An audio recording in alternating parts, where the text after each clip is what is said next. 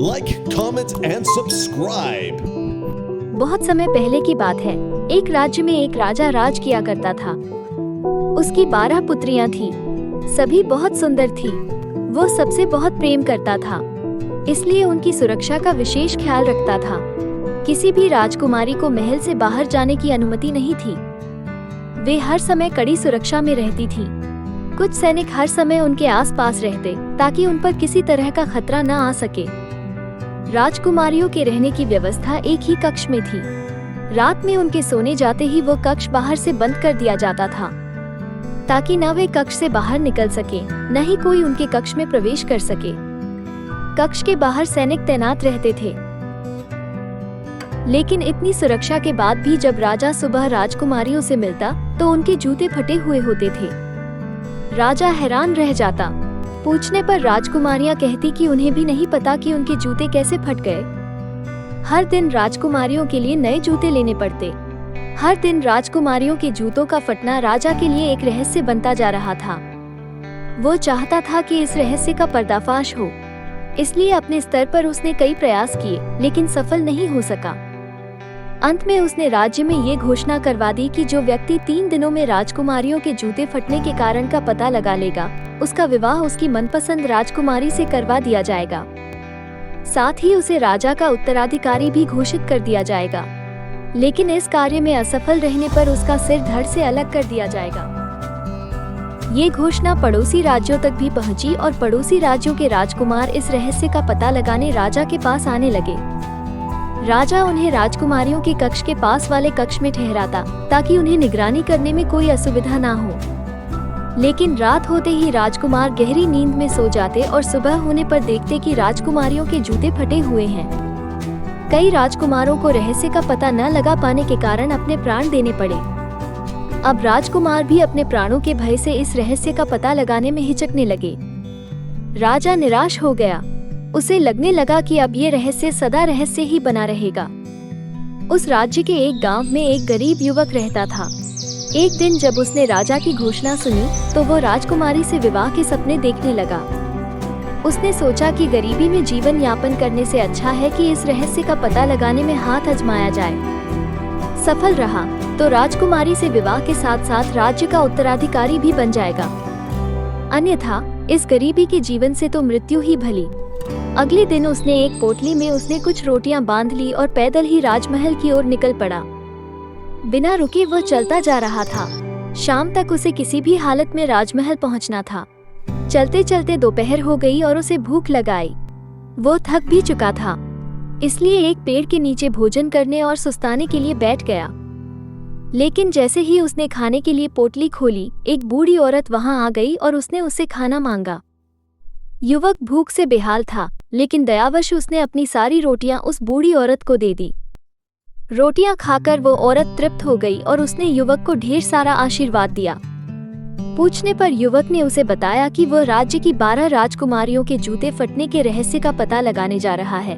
तब बूढ़ी औरत ने उसे एक टोपी दी और बोली, बेटा, ये कोई साधारण टोपी नहीं है, ये एक जादुई टोपी है।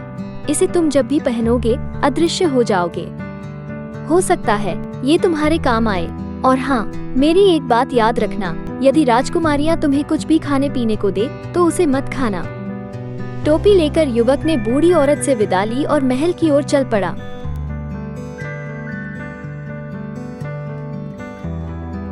शाम होते तक वो महल पहुंच गया। महल के द्वारपाल द्वारा उसे राजा के समक्ष ले जाया गया। उसने राजा को अपने आने का प्रयोजन बताया तो राजा के राजकुमारियों के कक्ष के निकट एक कक्ष में उसके रहने की व्यवस्था कर दी।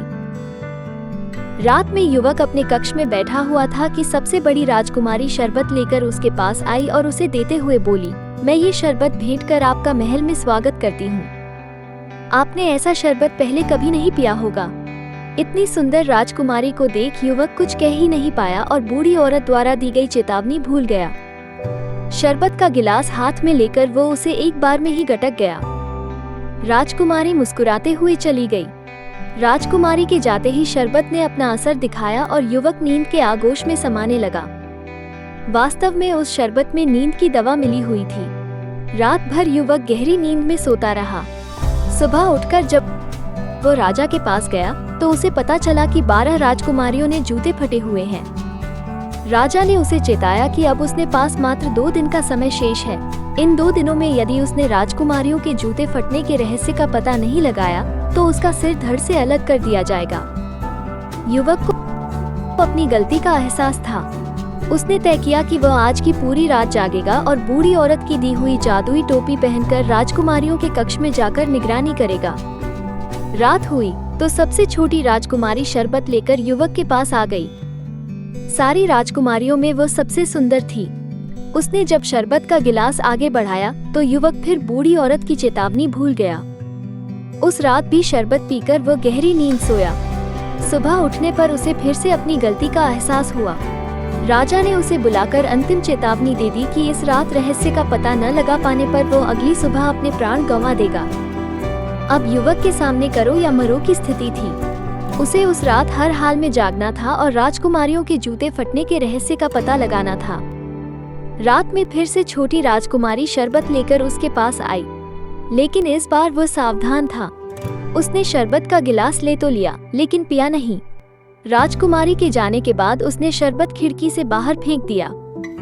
शरबत न पीने के कारण इस बार उसे नींद नहीं आई। देर रात वो बूढ़ी औरत की दी दुई जादुई पहनकर 12 राजकुमारियों के कमरे में चला गया। जादुई टोपी के कारण वो अदृश्य था। कोई उसे देख नहीं पा रहा था, लेकिन वो सब कुछ देख रहा था। उसने देखा कि सभी राजकुमारियां सुंदर वस्त्र और नए जूते पहनकर सज धज कर तैयार हैं। युवक ये देख हैरान था। उसे समझ नहीं आ रहा था कि रात के इस पहर राजकुमारियां इतनी तैयार क्यों हैं। तभी सबसे बड़ी राजकुमारी सबसे छोटी राजकुमारी से बोली, जाओ जाकर पता तो करो कि वो युवक सोया है या नहीं। छोटी राजकुमारी युवक के कक्ष की ओर की दीवार पर कान लगाकर खड़ी हो गई और उसके खर्राटे सुनने की कोशिश करने लगी। युवक समझ गया कि उसे खर्राटे की आवाज निकालनी होगी ताकि राजकुमारियां उसकी ओर से निश्चिंत हो जाए। वो अदृश्य अवस्था में दीवार के पास जाकर खर्राटे की आवाज निकालने लगा, जिससे छोटी राजकुमारी को लगा कि वो सो गया है। उसने सारी राजकुमारियों को ये खबर दे दी। फिर सबसे बड़ी राजकुमारी ने 12 बिस्तरों में से एक बिस्तर खिसकाया और 3 बार ताली बजाई। ताली बजाते ही वहाँ की जमीन एक ओर खिसक गई। वो एक गुप्त मार्ग था जहाँ नीचे की ओर सीढ़ियाँ बनी हुई थी। सभी राजकुमारियाँ एक एक कर उस गुप्त मार्ग में बनी सीढ़ियों से नीचे उतरने लगी। युवक भी उनके पीछे हो लिया। सीढ़ियाँ खत्म होने पर एक घना जंगल पड़ा।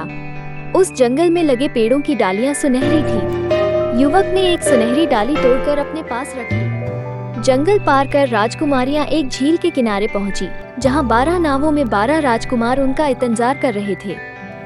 सभी राजकुमारियां एक एक नाव में बैठ गई। युवक सबसे छोटी राजकुमारी की नाव में बैठा। नाव में बैठकर राजकुमारियां नदी पार करने लगी। छोटी राजकुमारी को अपनी नाव कुछ भारी प्रतीत हो रही थी। होती भी क्यों ना, युवक उसमें बैठा हुआ था। उसने पास ही एक दूसरी नाव में बैठी अपनी बड़ी बहन को ये बताया तो वो हंसने लगी और बोली, लगता है आज वो नींद में है। फिर छोटी राजकुमारी कुछ न बोली। कुछ ही देर में नाव नदी पार पहुंच गई। सभी राजकुमारियां राजकुमारों के साथ नाव से उतरी और आगे बढ़ने लगी। कुछ ही दूर रोशनी से जगमगाता एक शानदार महल था। उस महल में संगीत गूंज रही थी। राजकुमारियां महल के अंदर चली गई। युवक भी पीछे पीछे महल में चला गया। वहां उसने देखा कि कई युवक और युवतियां एक साथ नृत्य कर रहे हैं। राजकुमारियां भी राजकुमारों के साथ नृत्य करने लगी। युवक को अब 12 राजकुमारियों के जूते फटने का कारण समझ आ चुका था। वो एक किनारे पर खड़ा होकर सबको नृत्य करते देखने लगा। थोड़ी देर बाद उसे भूख लगने लगी। उसने देखा कि उस कक्ष के एक किनारे पर रखी मेज पर ढेर सारे पकवान सजे हुए हैं। उसने एक मिठाई उठाई और अपने मुंह में डाल ली। उसी समय सबसे छोटी राजकुमारी की नजर उस ओर चली गई और उसने मिठाई को हवा में उड़ते और गायब होते देख लिया। ये देख वो डर गई। वो सबसे बड़ी राजकुमारी के पास गई और यह बात बताई तो वो बोली, लगता है तुम आज खुली आंखों से सपने देख रही हो। छोटी राजकुमारी क्या कहती, वो चुप हो गई। इधर युवक ने वहां रखे बर्तनों में से एक सुनहरा प्याला उठाया और अपने पास रख लिया। राजकुमारियां रात भर नृत्य करती रही। फिर सुबह होने पर महल से निकलकर नाव में बैठकर नदी पाकर जंगल से होते हुए सीढ़ियां चढ़कर गुप्त द्वार से अपने शयन कक्ष में आ गई। युवक भी उनके पीछे पीछे वापस आ गया। कुछ देर में ही राजा का बुलावा आ गया। जब वो दरबार पहुंचा तो 12 राजकुमारियां भी वहां उपस्थित थीं। उनके जूते फटे हुए थे। राजा ने युवक से पूछा, क्या तुम राजकुमारियों के जूते फटने का रहस्य पता लगा पाए?